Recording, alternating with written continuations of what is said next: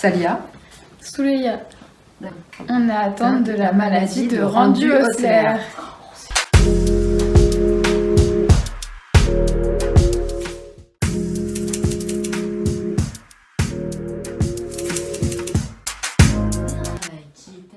Dans l'animation. Je ne suis plus dans l'animation. Donc après 15 ans de bons et loyaux services dans les secteurs de l'animation, quand on saigne du nez face aux enfants, c'est un peu compliqué parce que quand on est en charge d'enfants, voilà, c'est pas très compatible quoi, saignement et garde d'enfants. Donc bon, après j'étais directrice, je n'avais pas en charge directement des enfants, mais même en tant que directeur, on peut être amené à être avec un groupe d'enfants. Et donc j'ai demandé un reclassement. Donc j'ai fait tout un dossier pour être reclassée dans le cadre de ma maladie.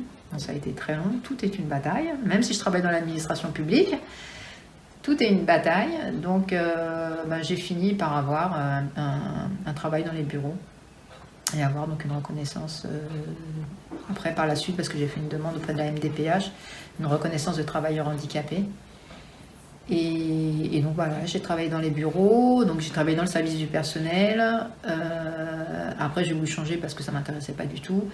Et donc j'étais dans le service logement social, mais je leur ai demandé à être dispensée d'accueil du public. Et donc ça m'a été accordé.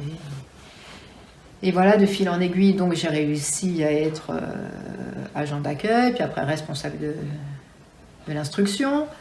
Et après, j'ai aussi bataillé pour avoir un bureau pour moi toute seule. Parce que quand on est plusieurs dans un bureau, qu'il y en a un qui met son parfum, il y en a un qui veut les fenêtres fermées, l'autre qui veut les fenêtres ouvertes, l'autre qui met le chauffage. Et moi, que j'ai du mal à respirer, donc ça a été compliqué. Donc j'ai demandé à avoir un bureau toute seule. Et ça aussi, ça a été compliqué, ça a été une bataille. Parce que bien sûr, ils n'ont jamais rien.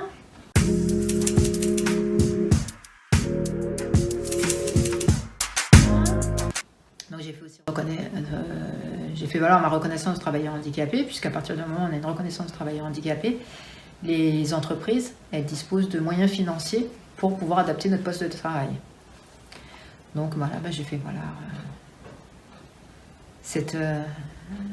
j'ai ce statut pour me permettre d'avoir un bureau toute seule.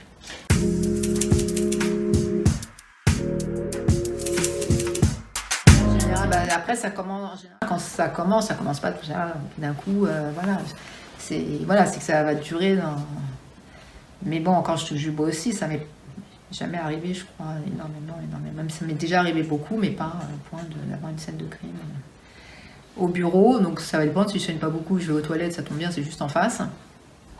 Et si c'est un peu plus long, des fois je m'enferme dans mon bureau et puis j'attends au-dessus de la poubelle que ça tombe. Mais en tout cas, la plupart de mes collègues, ils savent que j'ai cette maladie.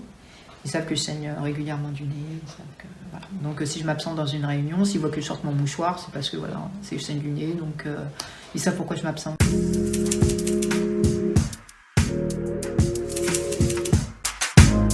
Oui, moi je leur ai dit, j'ai une maladie génétique, je saigne souvent du nez. Voilà. Après, il n'y a pas besoin d'entrer dans les détails. Celui qui veut des détails, il vient me voir, il me demande, mais sinon, voilà, il n'y a pas besoin. De toute façon, maintenant, dès qu'ils me voient sortir mon mouchoir, ils sont un peu... Ça va. mais voilà, si je quitte une réunion, c'est parce que je suis une limite en général.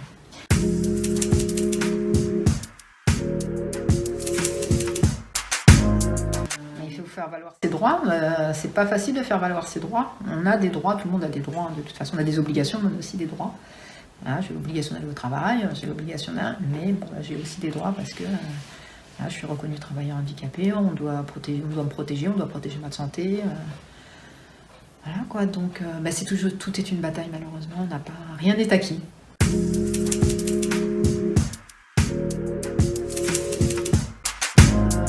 Maintenant avec Internet, on peut facilement avoir des informations fiables. C'est le réseau que j'ai utilisé, c'est Internet. Et puis il y a aussi bien sûr l'association. On a la chance d'avoir une association qui s'occupe de la maladie de Rendu-Osler. Donc on a aussi beaucoup d'informations par ce biais.